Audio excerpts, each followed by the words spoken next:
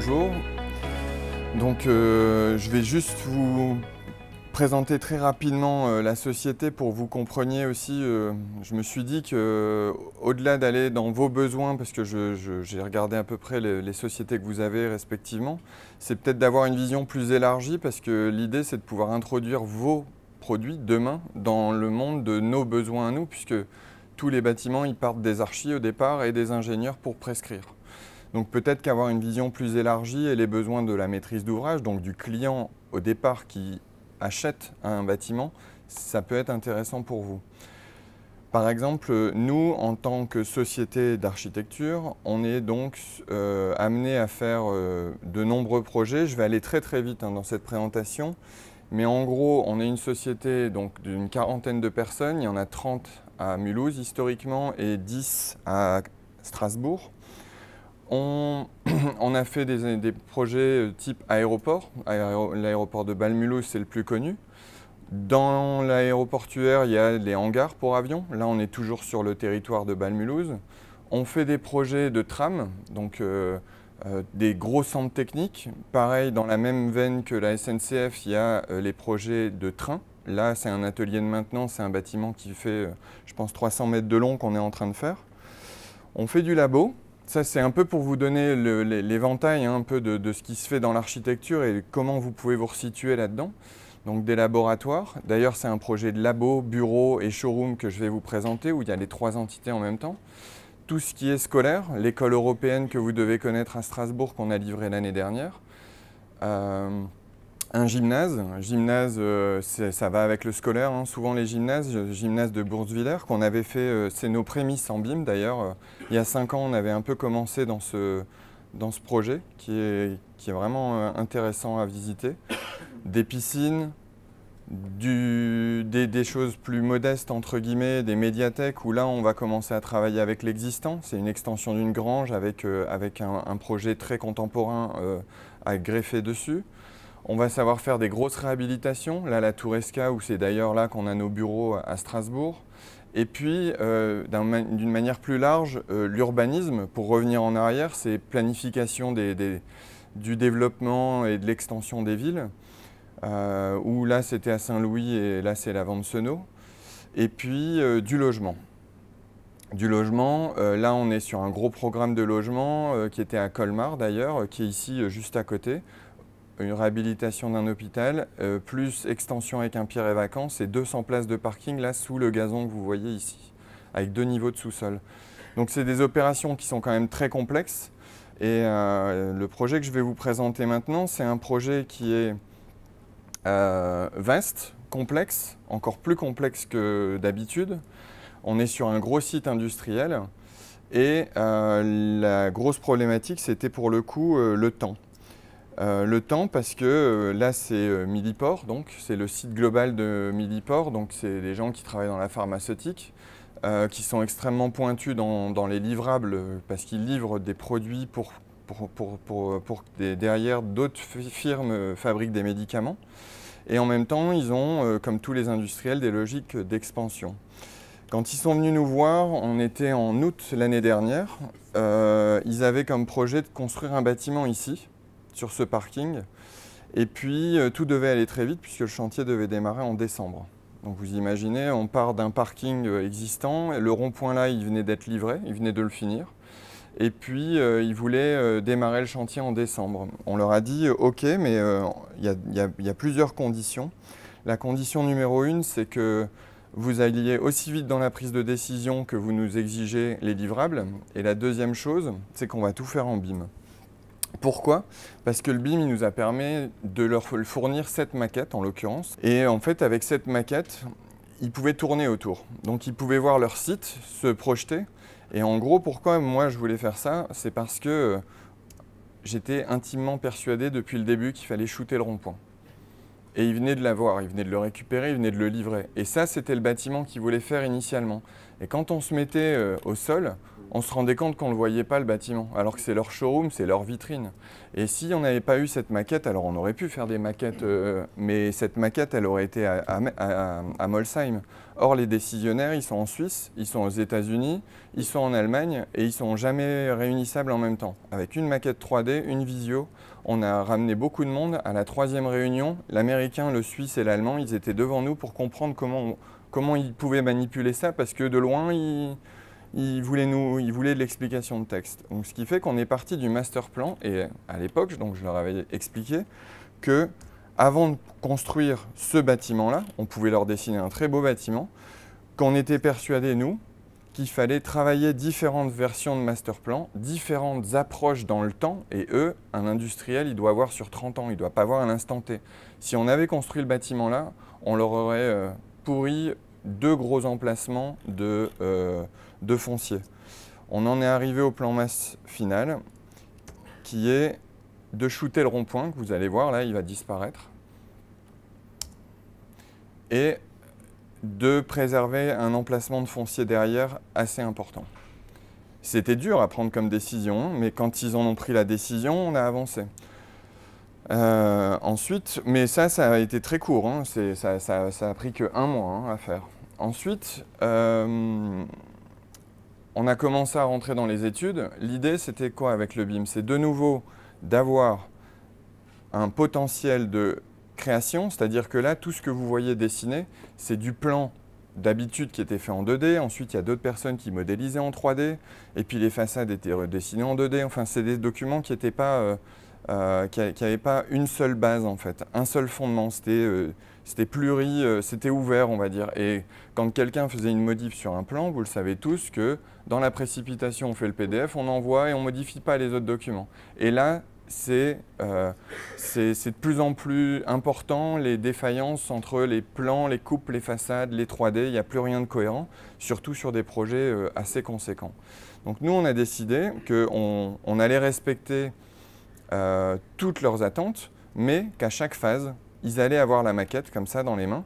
Alors, je ne vous cache pas, hein, c'est le dossier d'appel d'offres là, donc le chantier a démarré, depuis longtemps d'ailleurs, et j'ai essayé de reconstituer des phases avant-projet sommaire pour l'APS, avant-projet détaillé, et l'idée c'était quand même qu'à chaque phase, ils n'avaient pas la peau aussi bien détaillée hein, en APS, il ne faut pas se mentir, c'était une peau très simple. Ensuite, on l'a détaillé.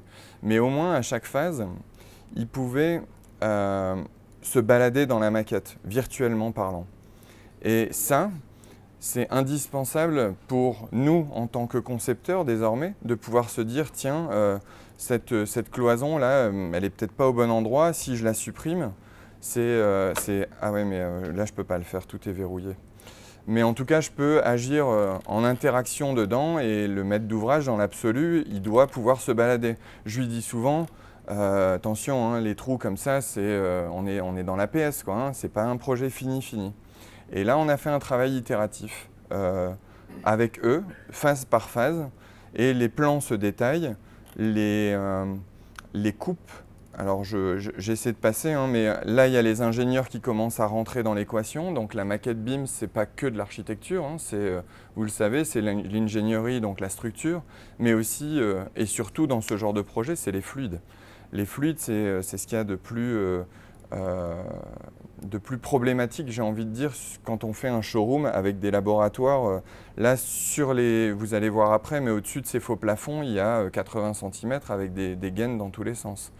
Et en fait, l'intérêt, de nouveau, là, peut-être pour vous, c'est moins intéressant, mais quand on réunit un maître d'ouvrage, autour de la table, il y a des gens qui vont être ceux qui vont être les utilisateurs, donc avec qui on va dialoguer pour la fonctionnalité même du bâtiment. Eux, l'architecture, ils s'en fichent, quoi, hein. L'argent qui est dépensé, ça leur est égal. Eux, ce qu'ils veulent, c'est savoir comment fonctionne et comment ils vont travailler au quotidien. Ensuite, il y a les acheteurs. Les acheteurs, eux, c'est l'argent qui intéresse. Le reste, ils s'en fichent aussi. Eux, c'est combien je vais dépenser, combien le projet a évolué. Au milieu, il y a quand même des gens qui vont essayer, pour la maîtrise d'ouvrage, de faire un programme qui synthétise les besoins et les attentes de tous. Parce que nous, on est là pour répondre à ces besoins. On n'est pas là pour les mettre sur le papier, normalement. Et eux l'architecture, ça va les intéresser parce qu'ils vont devoir rendre des comptes à la grande direction qui va ne regarder que les images. Entre guillemets, c'est qu'est-ce que le bâtiment représente, mais il y a aussi le côté budget, le côté fonctionnalité, enfin tous les aspects vont entrer en ligne de mire. Après, il va aussi y avoir des gens qui vont être que dans le marketing pour le showroom. Le marketing, c'est quoi le revêtement de sol? Est-ce que la charte graphique Merck va être là? Enfin, il y a toute une multitude d'intervenants qui fait que cette maquette, elle est indispensable pour visualiser les éléments. Et vous, dans le cadre des objets que vous distribuez, ce qui est important, je trouve, de comprendre, c'est de se dire qu'il faut des choses qui soient simples d'utilisation et hyper flexibles. Avec Franck, on en parlait il n'y a pas si longtemps que ça, on parlait des revêtements de sol. On avait reçu une bibliothèque de je ne sais plus quelle marque. C'était livré sous forme, par exemple, d'espèces de tapis, de lait. Donc c'était des grands rectangles, alors on pouvait les étirer un peu dans les deux sens, mais je veux dire, regardez autour de nous, ou plutôt regardez sur l'image ce qu'on crée. On crée des courbes, quoi. On crée des espaces qui sont un peu biaisés. Et nous, par exemple, un revêtement de sol, on a besoin de la texture. Parce que quand on va se balader dans le bâtiment, on va vouloir montrer l'objet fini au client. Lui, il s'en fiche de savoir que c'est du boulon ou de la moquette qui fait 4 cm d'épais. C'est à nous, avec le matériau, qu'on va lui donner l'épaisseur. Mais le livrable, je trouve qu'il aurait été plus judicieux d'avoir une bibliothèque de texture pour les revêtements de sol, typiquement. Voilà. Il y a d'autres choses où on a besoin de l'objet 3D. Je vais vous donner un autre exemple, c'est les prises de courant. On va pas en voir beaucoup dans ce projet parce qu'il y a très peu de prises. Il y a peu d'interrupteurs, il y a peu de prises, il y a peu de choses qui sont très détaillées là-dedans. Et pourtant, je peux vous garantir qu'un maître d'ouvrage, on se balade dans le bâtiment, il dit « mais il n'y a pas de prise dans le truc ». Et c'est tout con en fait, ça paraît, mais ils ont tellement l'habitude de se balader dans un objet fini que ils se prennent au piège de l'objet fini. Vous voyez, alors là on commence à rentrer dans le bâtiment où on l'aménage, on commence à émettre le mobilier. Vous voyez, c'est pareil, le mobilier ici, une fois que vous mettez un siège comme ça qui plaît, le type il veut ce siège-là, hein. Il ne voudra pas autre chose parce que dans son image il a vendu ça et je vais vous montrer à partir de ça, je dis toujours, on a fait ces perspectives-là. Ces perspectives-là, elles sont faites à partir du pro. Donc c'est-à-dire que c'est un peu la démarche inverse de ce que font les archis quand on fait des concours. On produit une belle image, et puis après on va travailler avec un maître d'ouvrage qui dit finalement j'ai peut-être pas le budget, on déshabille le bâtiment, on construit un bâtiment, puis on oublie un peu l'image parce que elle était belle l'image mais on n'a pas construit le bâtiment à la hauteur. J'espère pouvoir être fier du bâtiment qui sera construit parce que cette image elle correspond vraiment à ce qui est chiffré et ce qui est en train d'être construit. Mais quand vous montrez ça à l'intérieur, vous voyez, les sièges, on les retrouve hein, dès les phases en amont où on a positionné des sièges. Et je pense et j'espère qu'on suivra jusqu'au bout les idées qui ont été mises en place dans l'image. Donc vous voyez, cette maquette, elle sert à positionner aussi les petits luminaires, les luminaires suspendus. Les grilles ici, il y avait des ventelles qui faisaient le tour pour des raisons budgétaires. On a dit les grilles qui font toute la périphérie avec les courbes dans les joints creux, on ne peut pas se les payer. Il y a des moments où il faut être raisonnable, hein, donc on est revenu sur des grilles plus classiques, mais du coup on les représente aussi en plus classique. Pour rester sur le bâtiment en avançant, ce qui est important là que vous voyez, c'est qu'il y a des phases itératives. Donc je reviens dans le même espace, hein, j'ai enlevé tous les revêtements de sol. Là vous voyez, il commence à y avoir des interactions entre la structure et l'architecture.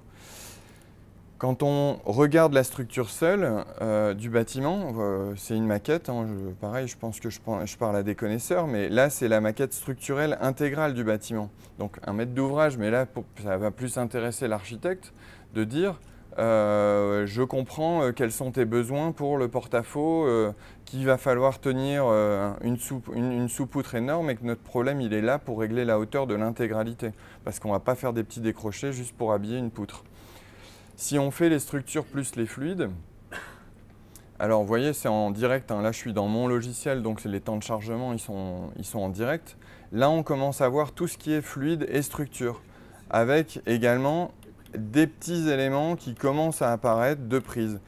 Mais je me répète, elles sont rares et elles commencent à entrer sur le marché. Mais moi, typiquement en tant qu'archi, combien de fois on a fait des plans d'élec où ça serait tout bête d'avoir un objet avec le bon symbole et d'avoir des choses qui se relient. Enfin, ça me paraît on fait des choses 1000 fois plus complexes et eux, ils ne l'ont pas fait.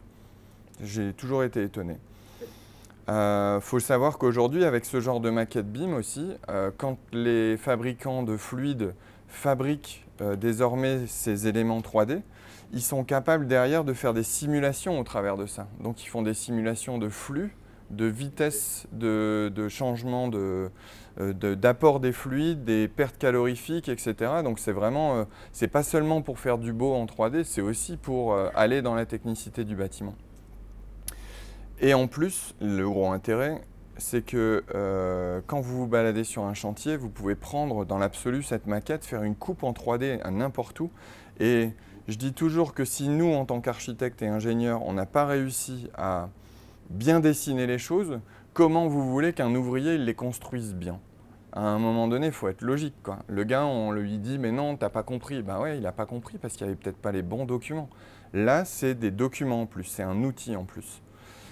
Je passe sur la phase pro, donc vous voyez, on rentre dans des documents beaucoup plus détaillés, hein. Là, évidemment, on ne sort jamais un plan comme ça parce que là, il y a une multitude d'informations en même temps, et encore, j'en ai enlevé, mais on fait différents layouts pour sortir les informations et classifier les informations.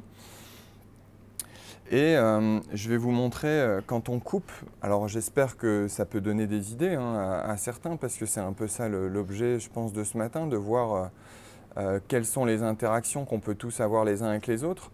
Les besoins des ingénieurs, c'est de pouvoir faire ça simplement. Nous, en tant qu'archi, on a besoin d'avoir la synthèse de tout facilement et de manière légère. Aujourd'hui, c'est quand même encore très lourd. Bon, ça fait 5 ans qu'on en fait au niveau de l'agence. On a quand même des fichiers qui sont relativement lourds. Si on regarde la synthèse en 3D, alors je vais vous montrer des choses pareilles qui sont extrêmement parlantes d'un point de vue gestion de prise de décision avec une direction de maîtrise d'ouvrage, parce que ça va très très vite avec des acheteurs en réunion, hein. Vous pouvez faire le meilleur boulot du monde si vous n'avez pas les arguments clés pour vendre ou défendre votre projet. Un acheteur, il va aller au plus court de sa prise de décision, parce qu'il doit être... il doit s'absoudre quelque part, enfin j'ai beaucoup discuté avec eux pour essayer de les comprendre, il doit sortir de l'équation, de l'architecture, du besoin, etc.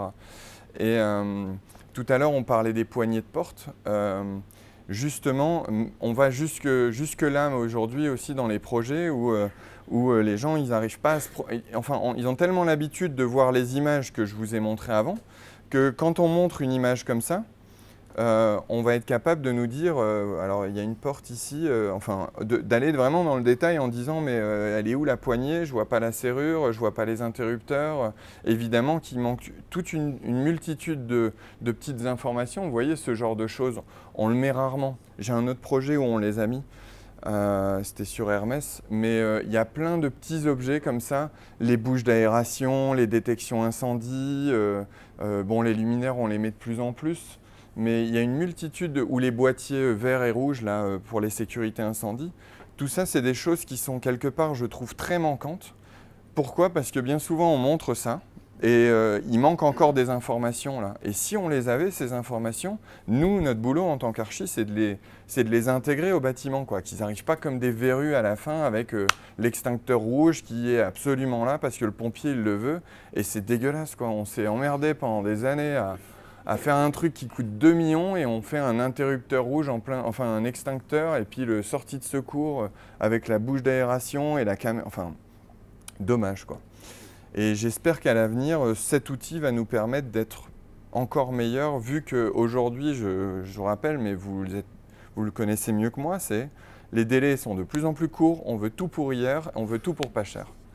Donc, travailler dans ces conditions, c'est parfois difficile, et motiver des collaborateurs à faire leur boulot convenablement alors qu'ils le veulent, mais qu'on les presse, c'est aussi pas facile. Les outils ici, je dis toujours, à l'époque on était à la main et au stylo, il fallait maîtriser le stylo, gratter et le calque. On est passé à AutoCAD, il y avait une vingtaine de commandes à connaître pour faire des traits, des codes, des textes.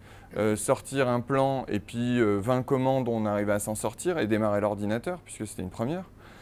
Et puis ensuite, on est passé à Archicad, donc nous, on est dans Archicad, qui a commencé à avoir beaucoup plus de commandes, je dirais une bonne centaine, donc 100 commandes ou 150 commandes, un collaborateur. Et puis, il n'y a pas que Archicad, il y a Revit, il y a d'autres logiciels, qui fait qu'un collaborateur d'une agence lambda, aujourd'hui, il ne peut pas bouger dans une autre, en tout cas à nos tailles d'agence à nous. Malheureusement, l'outil devient assez bloquant. On en a fait les frais, hein, on a fait venir des gens qui ne savaient pas utiliser Archicad. C'est trop long à récupérer. Même s'ils sont extrêmement bons et brillants, malheureusement, l'outil aujourd'hui, il est vital.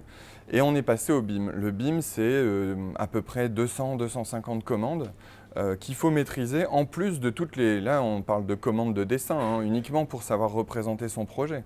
Je ne vous parle pas de toutes les normes et le tralala qui suit derrière, qu'il faut maîtriser également.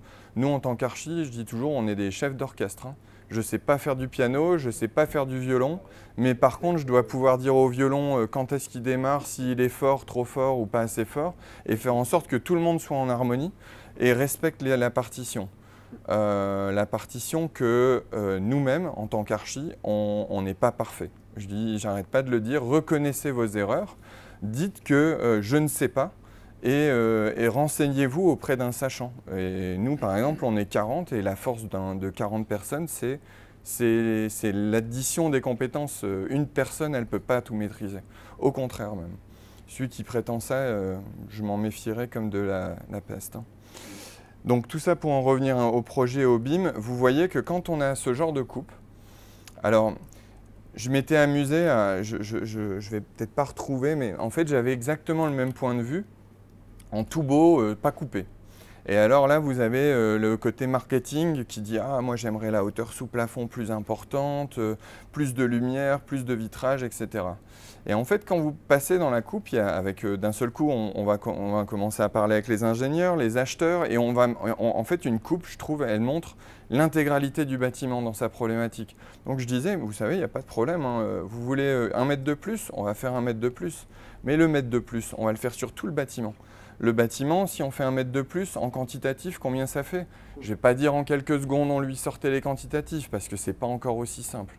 Mais dans l'absolu, on était capable de dire ça va vous coûter 2 millions d'euros en plus si vous voulez 1 mètre de plus dans votre showroom, parce qu'on le doit sur la totalité du bâtiment. Je veux dire, ça calme tout le monde d'un coup, quoi, hein. Mais à l'inverse, cette maquette, en toute transparence, on était parti sur un budget au départ de, je crois, 7 millions d'euros que Merck voulait faire. Et quand on leur a expliqué le plan masque, qu'ils allaient shooter un rond-point, ils se sont dit « mince, on perd encore X milliers d'euros qui viennent d'être livrés ». Et puis quand on leur a montré le bâtiment, et qu'ils ont commencé à apprécier, et qu'ils ont commencé à agrandir le programme, et que finalement tout le monde voulait venir dans le bureau, enfin dans le bâtiment, et qu'il n'y avait pas beaucoup de bureaux, il y en a eu beaucoup, il n'y avait pas beaucoup de showroom, finalement c'est le showroom où tout le monde va venir d'à peu près un quart de la planète, ou un cinquième de la planète, ils veulent faire venir les gens ici. Et puis le budget a grandi, et il a doublé quasiment, jusqu'à revenir un petit peu en arrière, parce qu'ils se sont dit restons raisonnables, quoi. Et en fait, c'est quand même fou de voir, après on parle avec quand même des institutions qui ont de gros moyens, mais qui sont raisonnables. Forcément, ils ont des budgets d'investissement. Et ils ont vraiment pris un grand plaisir à faire tout ce travail itératif avec nous. On a démarré le chantier en décembre de l'année dernière, où on a fait tous les VRD, on a commencé à shooter le rond-point, on a commencé à faire toutes les plateformes. On a commencé, on a signé les marchés, pas VRD, gros œuvres, charpente métallique, enfin le clos couvert à peu près, parce qu'il n'y avait pas tout. Et en fait, le BIM nous a permis de faire des appels d'offres séquencés, parce qu'on avait une vision globale du projet. Donc on a pu lancer le gros œuvre avec aussi une partie des fluides pour faire les réservations dans les fondations. Et en même temps, on n'a toujours pas délivré les marchés des lots de finition où il y a pas mal de lots qui ne sont pas définis aujourd'hui. Parce qu'on est toujours en train de les travailler et de les affiner. Et je reviens là-dessus. Alors, le mobilier de bureau, il faudra nous excuser parce que finalement, c'est nous qui l'avons modélisé archi. alors on avait quelqu'un qui était là pour faire de la planification de bureau, et au dernier moment, problème budgétaire, on va dire, on leur a sucré leur mission BIM, donc c'est-à-dire modélisation du bureau. Je trouvais vraiment dommage et je me suis dit, ce projet est tellement avancé, ben, on va le faire nous, tant pis. Et puis c'est une démonstration un peu de ce qu'on est capable de faire. Donc quand le client a vu le modèle 3D, de la même manière, il se disait « Ok, je me projette, je vois qu'il y a de la lumière, je vois ce que ça veut dire, les éléments pleins en façade qui seront micro-perforés. Hein. On les voit d'un côté, les micro-perforations, on ne les voit pas de l'autre, mais une grande partie va être micro-perforée. Et après, il y a un jeu entre l'échantillon, qui est celui qui va toucher dans les mains, et la balade virtuelle, en sachant qu'ils nous ont demandé demain de pouvoir se balader dans ce bâtiment virtuellement avec tous leurs clients du monde entier, quoi. Et ensuite pour pouvoir les faire venir. Voilà.